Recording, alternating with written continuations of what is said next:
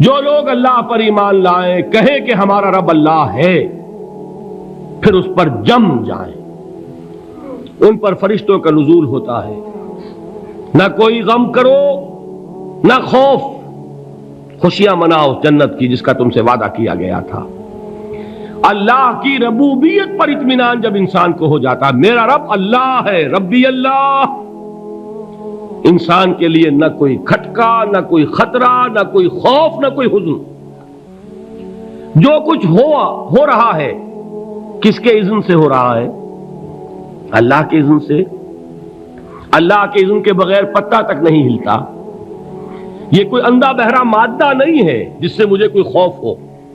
اندھا بھینسا چلا آ رہا ہو، اس سے تو ڈرنے کا ہر انسان کو ڈرنا چاہیے، نہ معلوم کس کو ٹکر مار دے۔ لیکن نہیں، اس کائنات کو چلانے والا ایک سمیع و بصیر خدا ہے، وہ جو میرا دوست ہے، میرا ولی ہے۔ اللہ ولی الذین آمنوا یخرجہم من الظلمات الی النور۔ اللہ اہل ایمان کا ولی ہے، ساتھی ہے، پشت پناہ ہے، مددگار ہے، حمایتی ہے۔ بتائیے جسے یقین ہو جائے کہ اللہ میرا مددگار، اللہ میرا محافظ، اللہ میرا پشت پناہ، اللہ میرا حمایتی، اس کے لیے کوئی خوف ہوگا؟ اس سے کوئی ڈر ہوگا؟ میں مثال دیا کرتا ہوں ایک بہت سادہ، پنجاب کے دیہات کی۔ تو بڑا چودھری ہے اور کوئی غریب کسان ہے۔ اس غریب کسان کے جانوروں کو ہر وقت اندیشہ ہوگا چوری کا، کوئی میری بھینس کھول کر نہ لے جائے، کوئی میرا بیل کھول کر نہ لے جائے۔ لیکن جس کے بارے میں یہ سب کو معلوم ہو کہ وہ جو بڑا چودھری ہے وہ اس کا دوست ہے، اس کی بچیا کو کوئی خوف ہوگا؟ اس کی بھینس پر کوئی ہاتھ ڈالے گا؟ اسے کوئی اندیشہ ہوگا؟ نہیں۔ کیوں؟ کہ وہ بڑا چودھری، بڑا اس کا یہاں کا سردار، جاگیردار، سب کو معلوم ہے وہ میرا دوست ہے، کوئی میرے خلاف اقدام نہیں کر سکتا۔ اس دنیا میں یہ چھوٹی سی بات اگر آپ کے دلی اطمینان اور سکون کا باعث بن سکتی ہے تو ذرا تصور کیجئے۔ میں لفظ تصور استعمال کروں گا صرف اس لیے کہ اس کا ہم جس کو کہتے ہیں ادراک اور شعور کر نہیں سکتے، اگر کے ساتھ کر سکتے۔ اگر یقین ہو کہ اللہ میرا مددگار اور یقین ہو کہ اللہ ہر آن میرے ساتھ ہے، پھر کوئی خوف، کس کا خوف؟ کوئی شے اللہ سے بالاتر ہے؟ کوئی قوت اس سے زیادہ طاقتور ہے؟ کوئی اس کے ارادے کو بدلنے والا ہے؟ کوئی اس کی مشیت کے آڑے آنے والا ہے؟ یہی بات ہے جو حضور نے فرمائی۔ یہ ایمان کا حاصل ہے لب لباب، کہ دیکھو اچھی طرح اس بات کو ذہن نشین کر لو، اگر تمام انسان مل کر تمہیں کوئی نقصان پہنچانا چاہے نہیں پہنچا سکتے، مگر جو کچھ اللہ نے لکھ دیا ہو، اور تمام انسان مل کر تمہیں کوئی نفع پہنچانا چاہیں نہیں پہنچا سکتے، مگر وہ شے جو اللہ نے طے کر دی ہو۔ آپ پھر میں کہوں گا ذرا طاری کیجئے، اسے فرض کیجئے، اسے سوچئے۔ اگر اس حدیث پر ہمارا دل ٹھکا ہوا ہو تو کسی سے ڈر ہوگا؟ یہ مجھے نقصان نہ پہنچا دے، یہ میری رپورٹ خراب نہ کر دے، یہ میری انکریمنٹ نہ رکوا دے، یہ میرا یہ نہ بگاڑ دے، یہ میرا یہ نقصان نہ پہنچا دے۔ اس کا ڈر، اس کا ڈر، اس کا خوف، اس کی خوشامد، اس کے لیے جا کر طرح طرح سے اپنی عزت نفس کو ذلیل کروانا اس کے سامنے، یہ سب کچھ کیوں کرتا ہے انسان؟ جب سمجھتا ہے کہ اس کے ہاتھ میں میرا کوئی نفع ہے، اس کے ہاتھ میں میرے لیے کوئی ضرر ہے، یہ مجھے کوئی گزن پہنچا سکتا ہے، یہ مجھے کوئی نقصان پہنچا سکتا ہے، یہ میرا کوئی کام بنا سکتا ہے، یہ میری کوئی ضرورت پوری کر سکتا ہے، اسی کا نام شرک ہے۔ جہاں آپ نے یہ سمجھا کہ غیر اللہ کے اندر کوئی طاقت موجود ہے، وہی شرک ہے۔ بتوں سے تجھ کو امیدیں، خدا سے نومیدی، مجھے بتا تو صحیح اور کافری کیا ہے؟ شرک تو یہ ہے۔ جس پر بھی تمہیں یہ خیال ہے، کلمہ ہے یہ کلمہ سوم، لا حول ولا قوت الا باللہ، ذرا اس پر دل کو کبھی اگر آپ تصور کریں، پھر فرض کریں، دل ٹھک جائے اس پر، کوئی طاقت نہیں۔ یہی بات تھی جو شیخ عبد القادر جیلانی رحمۃ اللہ علیہ نے اپنی وصیت میں اپنے بچے سے کہی. 11ویں دینے والے ہیں، لیکن حضرت شیخ عبد القادر جیلانی کی وصیت اور تعلیمات کو کتنے لوگ ہیں کہ جانتے ہو؟ یہ جن مقامات تک پہنچے ہیں وہ کس چیز کی بدولت پہنچے؟ انہوں نے جو پیغام دیا وہ کیا تھا؟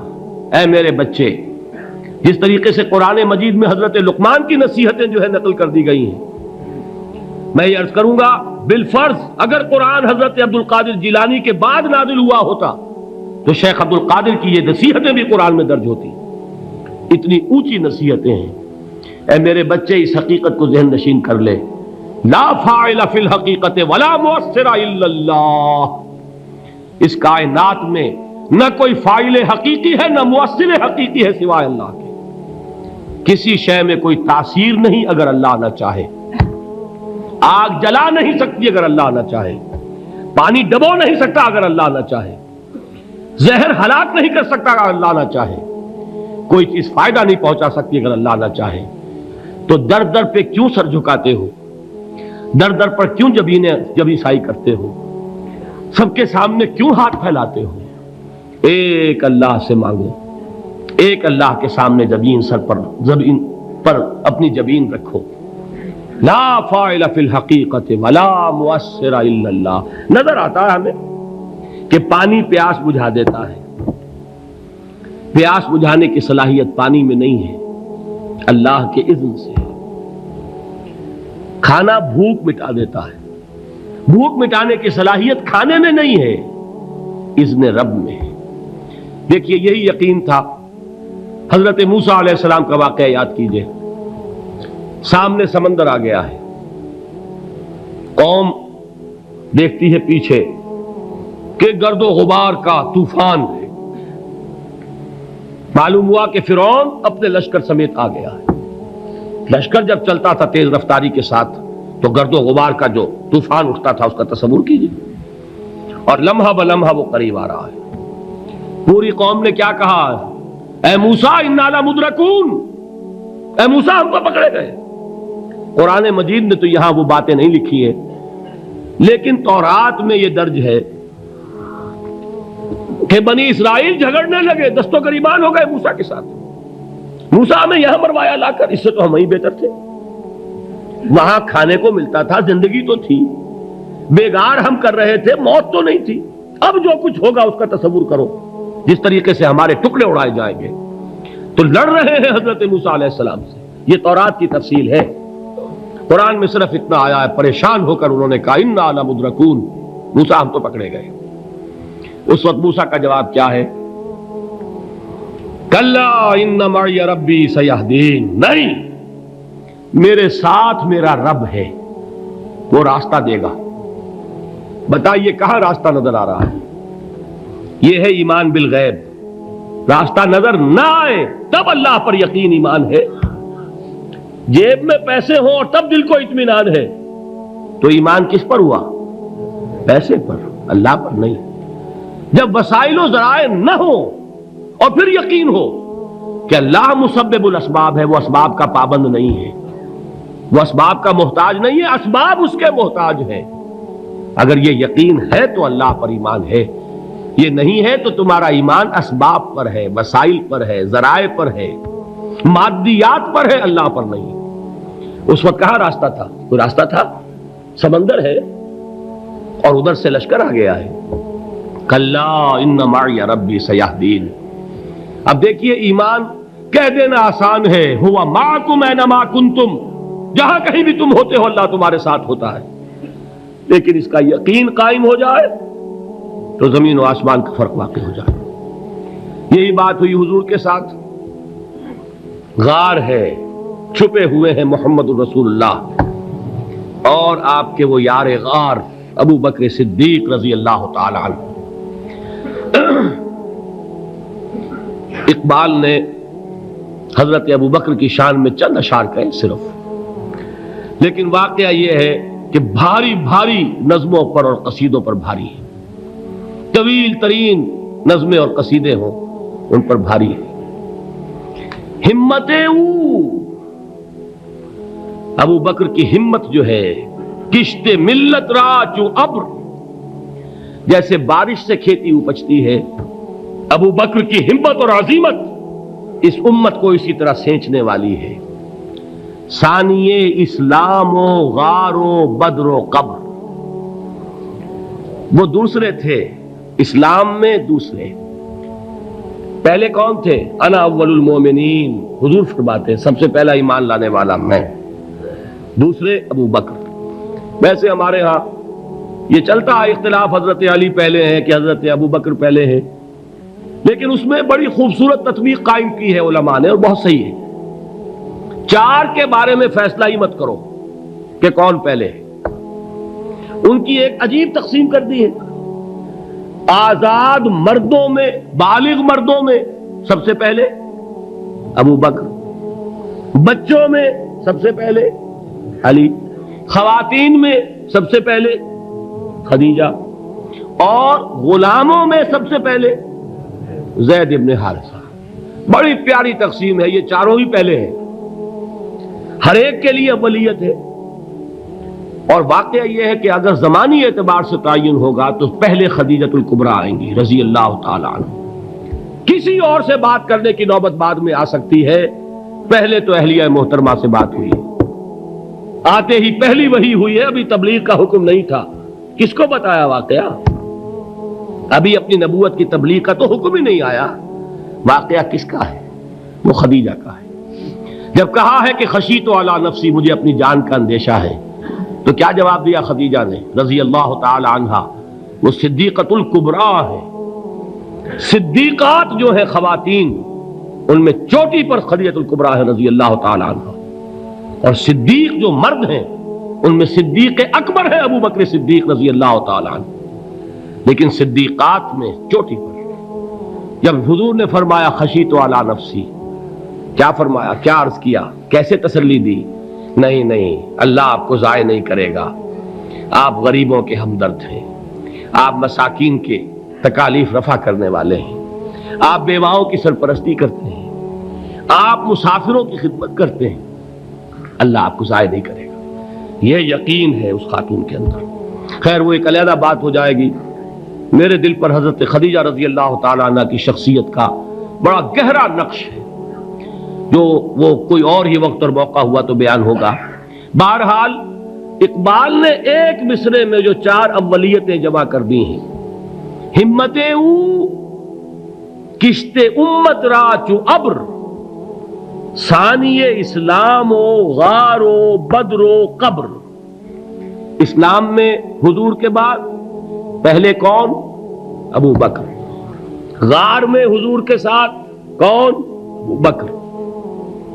بدر کی رات اللہ کا رسول سربسجود وہ جھاڑ، وہ گھاس پھوس کی جو جھوپڑی بنائی گئی تھی، اور وہاں تلوار ننگی لے کر پہرا دینے والا کون؟ ابو بکر۔ اور اس حجرہ عائشہ میں محمد کے بعد سب سے پہلے دفن ہونے والا کون؟ ابو بکر رضی اللہ تعالی عنہ صلی اللہ علیہ وسلم۔ وہ جو معاملہ میں سنا رہا تھا غار ثور کا، حضرت ابو بکر بھی حضور کے خیال سے لرز گئے ہیں۔ آپ کو یاد ہوگا کہ جا کر پہلے تمام جتنے سوراخ تھے انہیں بند کیا ہے، ایک سوراخ رہ گیا تھا جس کو بند کرنے کے لیے کوئی کپڑا نہیں تھا، وہاں اپنی ایڑی رکھی ہے، تب کہا ہے حضور سے تشریف لائیے، اور اپنے زانو پر حضور کو لٹایا ہے، اور وہاں کسی موذی جانور نے کاٹا ہے، حضور کی آنکھ لگ گئی تھی، اس وقت اس بل کے اندر جو بھی بچھو ہے کیا ہے واللہ عالم، اس نے کاٹا ہے، اس کی تکلیف کی وجہ سے ابو بکر کی آنکھوں سے آنسو ٹپک گئے، حضور کے چہرے مبارک پر پڑے ہیں، تو حضور جاگے ہیں، معاملہ کیا ہے؟ ایڑی نہیں ہٹائی وہاں سے، مبادا وہ جانور وہاں سے نکل کر محمد الرسول اللہ کو کوئی گزن پہنچا دے، ابو بکر کی ایڑی ہے، جس طرح چاہے کھا لے، ختم کر دے، جان نکل جائے تب کوئی آنچ آئے محمد پر تو آئے، لیکن جیتے جی نہیں۔ وہ ہے ابو بکر حضور کے خیال سے۔ اس وقت حضور نے پھر اپنا لعاب دہن لگایا ہے، اور اس سے پھر آپ کی تکلیف ختم ہوئی۔ جیسے خیبر میں حضرت علی کی آنکھ دکھ رہی تھی، اس کو جو شفا حاصل ہوئی ہے وہ بھی حضور کے لعاب دہن سے ہوئی۔ تو بہرحال اس وقت انہوں نے کہا ہے کہ اے نبی یا رسول اللہ، اگر اس وقت ان میں سے کسی نے غیر ارادی طور پر بھی اپنے قدموں کی طرف جھانک لیا تو پکڑے جائیں گے۔ کیا جواب تھا اللہ کے رسول کا؟ لا تحزن ان اللہ معنا، اللہ ہمارے ساتھ ہے، کیوں گھبراتے ہو ابو بکر؟ یہ ہے ایمان باللہ، میرا مالک اللہ، میرا رازق اللہ، میرا محافظ اللہ، میرا مددگار اللہ، میرا پشت پناہ اللہ، میرا دوست اللہ۔ یہ دوستی ہے اللہ کی جو لب لباب ہے، حاصل ہے ایمان کا، اسی کا نام ولایت ہے۔ اولیاء اللہ کے سروں پر سینگ نہیں ہوتے، جس کے دل میں ایمان راسخ ہو چکا ہو وہی اللہ کا ولی ہے، جسے اللہ پر یقین ہو چکا ہے وہی اللہ کا ولی ہے، جسے یقین ہے اللہ میرے ساتھ ہے، میرا مددگار، میرا پشت پناہ، میرا ساتھی، میرا دوست، میرا محبوب، میرا محب۔